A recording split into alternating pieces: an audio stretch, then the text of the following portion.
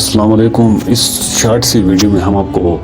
موہنجو دڑو کے بارے میں بہت ہی دلچسپ اور بہت ہی اہم معلومات آپ تک پہنچانے کی کوشش کریں گے اور اس کی تاریخ پہ بھی نظر ڈالنے کی کوشش کریں گے۔ موہنجو دڑو جو کہ انڈس ویلی سویلائزیشن کا ایک پارٹ تھا، یہ قریباً 4000 سے لے کے 4500 سال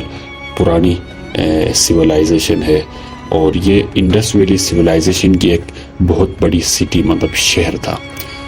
اس سویلائزیشن کو یا اس تہذیب کو ہم جو دنیا کے قدیم ترین جو سویلائزیشنز ہے اس کے ساتھ ہم کمپیئر کر سکتے ہیں، ان کے ساتھ اس کا مقابلہ ہم کر سکتے ہیں۔ تو دنیا کی جو قدیم ترین جو سویلائزیشنز ہے، جن میں ایجپشین سویلائزیشن، مصری جو سویلائزیشن ہے اس کا شمار کیا جاتا ہے، اس کے بعد یورپین کچھ سویلائزیشنز ہے وہ انکلوڈ ہے۔ تو یہ وہ سویلائزیشن ہے انڈس ویلی سویلائزیشن جو ان سے بھی زیادہ قدیم ہے۔ جب 1921 میں برصغیر میں جب انگریزوں کی حکومت تھی تو سن 1921 میں موہنجو دڑو ڈسکورڈ ہوا تھا، اور اس ٹائم تک دنیا کا سب سے جو قدیم ترین جو تہذیب مانا جاتا تھا وہ تھا ایجپشین سویلائزیشن۔ اس کے بعد جب 1921 میں یہ ڈسکور ہوا تو موہنجو دڑو بھی اس میں شامل ہوا، اور یہ بھی دنیا کے قدیم ترین سویلائزیشن میں شمار ہونے لگا۔ آج جو کہ میں آپ کو اس ویڈیو میں اس کے بارے میں بہت ہی دلچسپ چیزیں، بہت ہی دلچسپ معلومات پہنچا رہا ہوں، اور بہت ہی اہم چیزیں جو کہ 4000 سال پرانی وہاں سے دریافت ہوئی تھی، موہنجو دڑو سے 1921 میں دریافت ہوئی تھی، وہ بھی آپ کو میں دکھا رہا ہوں اس کے اپنے میوزیم سے۔ تو یہ جو جتنے بھی آئٹمس یہاں پہ ہے یہ اسی ٹائم کے ہے اور اسی وقت کے ہے اور اسی زمانے میں بنائے گئے تھے، 4000 سال پرانے تھے، اور وہاں سے یہ ڈسکورڈ ہوئے ہیں موہنجو دڑو سے۔ تو موہنجو دڑو جو کہ ایک سندھی زبان کا ایک لفظ ہے، تو Mohenjo Daro Indus valley civilization کا ایک پارٹ تھا، اور اس کے علاوہ انڈس ویلی سویلائزیشن میں پنجاب میں واقع ہڑپا بھی شامل ہے۔ یہ دونوں اس زمانے کے ہیں، لیکن ہڑپا جو کہ 2500 سال پرانا ہے، لیکن ہے یہ بھی اسی میں ہے، اس کا انڈس ویلی سویلائزیشن کا پارٹ ہی ہے۔ انڈس ویلی سویلائزیشن اس وقت جو انڈس ریور ہے، دریائے سندھ جس کو کہا جاتا ہے، چائنا سے یہ شروع ہوتا ہوا انڈیا میں جاتا ہے، وہاں سے یہ گلگت بلتستان کے علاقے سے ہوتے ہوئے پاکستان میں داخل ہوتا ہے، اور وہ سندھ میں آ کے آخر میں یہ جا کے عربین اوشن میں یہ ختم ہو جاتا ہے۔ اس جو ہے نا ریور کے ارد گرد جو بھی زمین ہوتی تھی وہ بہت زرخیز ہوا کرتی تھی، اور لوگ یہاں پہ آ کے آباد ہوتے تھے،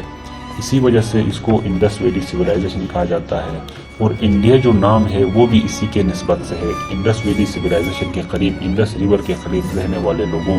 کی جو دیش تھا اس کو انڈیا کہا جاتا ہے۔ آج کے دن انڈیا صرف ہندوستان کو کہا جاتا ہے، جو کہ بالکل درست نہیں ہے۔ تو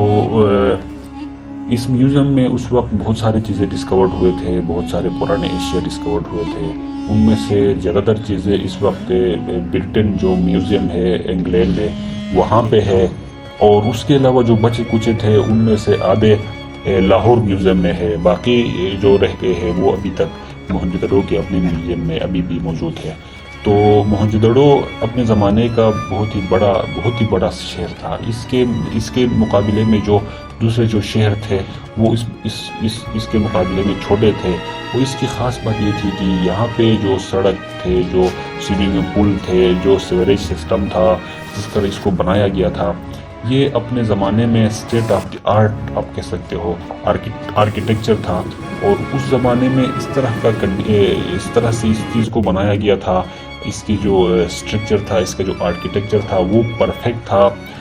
فزکس کے جتنے بھی مختلف لاز کے اکارڈنگلی وہ پرفیکٹ تھا، اور